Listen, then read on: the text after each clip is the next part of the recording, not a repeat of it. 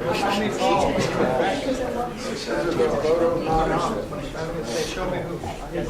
in here as close as you can, everyone. Senator Zaffarini, get up here. Soon to be the dean. The normal size icon. The dean and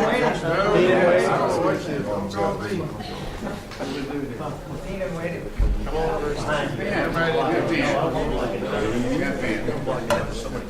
So thank you all for coming today. This is really an historic day because the Senate just passed the largest tax cut in the history of the world, $18 billion. We've added $400 million to the previous $17.6 in the budget by both chambers. And we want, in all sincerity, the Texas House to return and pass this bill. This bill will give homeowners approximately a 41% cut in their school taxes. It will give businesses the biggest tax cut they've ever had. It preserves the homestead exemption, and it creates new paths to save small businesses money. Over the discussions this past weekend, we had about 6 different presentations to us by different members, and it didn't quite pass at the finish line at midnight on Sunday. So a lot of what is in this bill is the best of what there was quite a bit of agreement on. So we ask our colleagues in the House to come back and give this bill serious consideration. The taxpayers are waiting for their tax cut, and the clock is ticking. So with that, Senator Bettencourt will briefly go through the bill and the key items. Senator? Thank you, Senator Governor Patrick, and I want to thank the members of the Senate that continue to support good public policy, in this case a record $18 billion property tax cut. The components are simply this. There's a tremendous amount of what's called tax rate compression in here, but there's also an eye-popping $5.3 billion for homestead exemptions, which is critical because that means that the homesteads, the homeowners, all 5.72 million of them will be getting $1,270 in the first year savings, and if you happen to be over 65, those savings are nearly $1,450. Truly eye-popping in the second year as those numbers climbed over $1,300 and over near $1,500 for over 65 homeowners. We also have a franchise tax component for businesses. It's a very important part that was originally part of our original bills, Senate Bills 3, 4, and 5 back in what seems to be a lifetime ago in February. But that business tax is important because the result will be with doubling the franchise tax exemption. That means 67,000 businesses no longer pay a franchise tax. And even better, we have also eliminated the need to have a no revenue return turned into the comptroller's office. That's a nuisance tax that so many 1.7 million businesses have to turn that form in, and if they don't, they get a $50 penalty. Well, all that's gone in this bill too. So we're saving businesses not only money, but their time, as well as have a record amount of property tax relief now at $18 billion.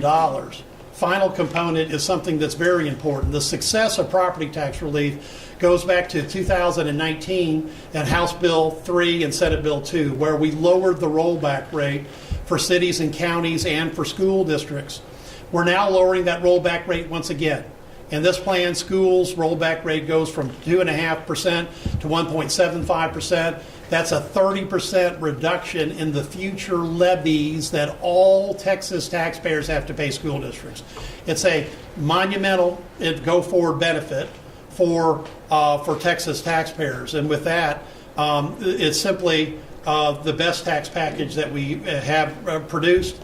And it is, as the Lieutenant Governor said, a product of many discussions over time. But it's but I can maybe the author, but when you have this type of level of agreement of your Senate colleagues, I think it speaks volumes as to what an $18 billion tax relief record plan could do. And that's not even counting the $600 million that is revenue loss that we're factoring in our fiscal note for the future for franchise tax. So this is really a net $18.6 billion plan. And again, eye-popping by any measurement I understand. Thank you, Senator Betancourt. I think it's really important that you see 31 senators here, Democrats, Republicans. They want the $100,000 homestead exemption. They stand together to give homeowners the biggest tax cut in history and business owners their biggest tax cut. Senator West, would you like to say a few words? And I'll just say a few words. And the Lieutenant Governor is right. You see Democrats and Republicans standing here today together. Yes, there have been issues in the past that we have not agreed upon, but this is one that we agree upon for all of our constituents. My constituents understand getting a $100,000 homestead exemption. They understand that and appreciate that. I asked Paul Betancourt to come to one of my town hall meetings, and I thought I was the star of the show, but he ended up being the star of the show. Okay? And those constituents still ask me that question, when will that bill come to fruition? And so I'm hoping and I'm praying that the House and the Senate will come together and make certain that this becomes a reality for all of Texans' property tax reduction. Would someone else like to speak? Senator Menendez, would you like to speak? Senator Goldforst, next. Good afternoon, everyone. First of all, let me just say thank you to my colleagues, everyone here together, to our Lieutenant Governor Patrick, for maintaining the position that represents the best benefit to all Texas homeowners. It would be easy to just say, you know what, let's go enjoy our summer. Let's just do what someone else wants us to do, and we tried our hardest, and nope, it didn't work. But it takes determination, it takes courage, it takes political will to do the right thing, and I believe that today the reason that you have us all standing here before you is because this is the right thing for Texans. And at the end of the day, people need to stop feeling like they're renting their homes from the state. They need to stop feeling like they can't afford to have that extra bedroom to have a loved one move in with them. They shouldn't be penalized for an extra square foot or 2 or 3 in their home. They should be able to enjoy their home and their property and be able to afford it. And so I proudly stand here behind my colleagues with Senator Patrick, with Governor Patrick, to push forward this tax cut. That not only does it help the homeowners, but it also helps small business owners. And what I love is that exemption on the franchise. Those are the smallest businesses we have. Those are the people who are struggling to make ends meet. Sometimes the reason you don't file that no tax, because in your head it makes no sense why you'd even have to file a form to say I didn't make any money.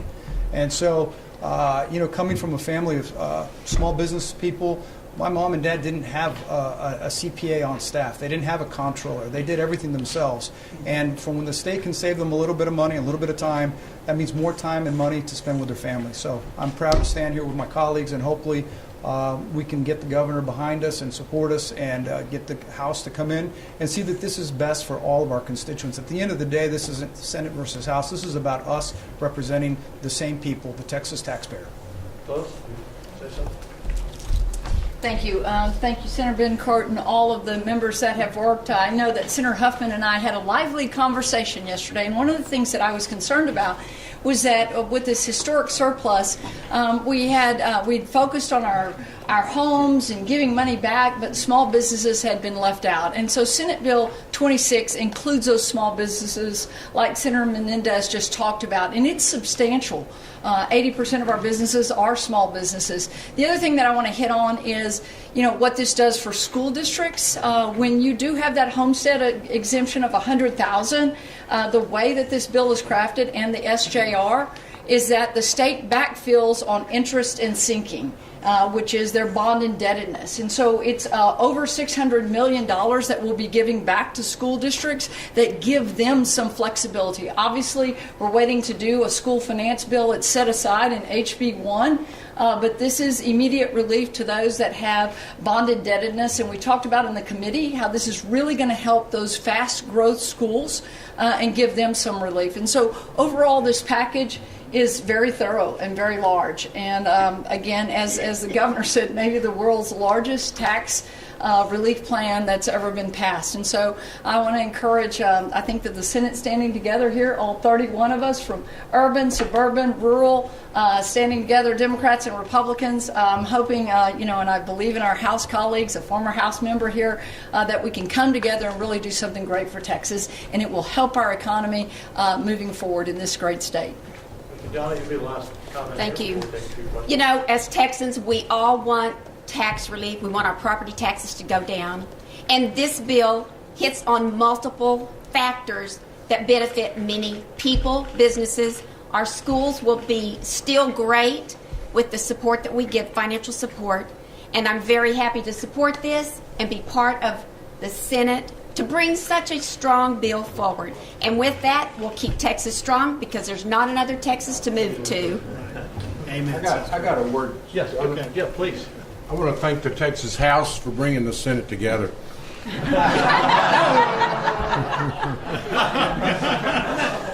but enough's enough.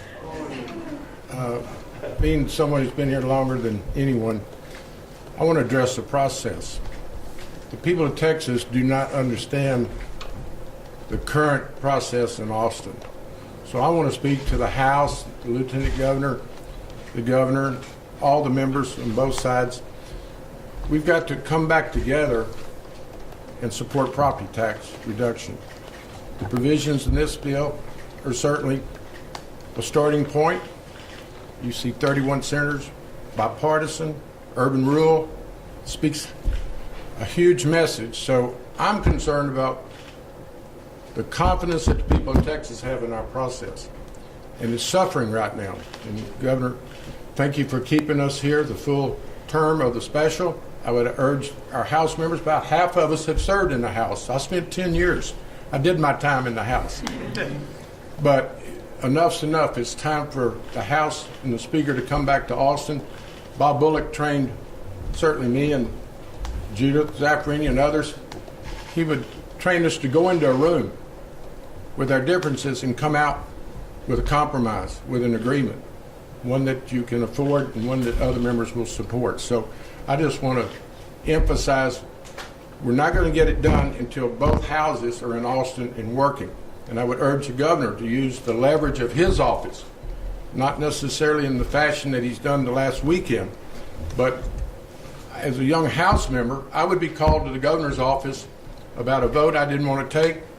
More times than not, you leave the governor's office in support of that position. So I would urge Governor Abbott to get as involved as he can be.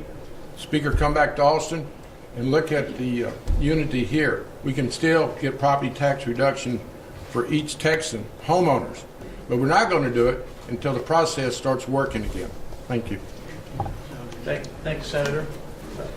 Dean? Yeah, I would ask Governor Abbott to take a serious look at this package and support the package. I know that the governor and the House wanted all compression. Under our plan, about 71% would go to compression, and the other 28 or 9% or so is focused on giving homeowners that extra bump. And I can tell you, it takes 21 votes for both of these bills. It takes a constitutional amendment for all compression. These members are not going to give up the homestead exemption. And it takes 2/3 in the House and Senate for the homestead exemption. I'm proud that the House already voted unanimously, including the Speaker voting aye, for the homestead exemption. So those are the two big pieces that everyone agreed on. And I think everyone else will agree to help business. So again, I'm proud of the members. We have a lot of work to do today. We'll take just a few questions.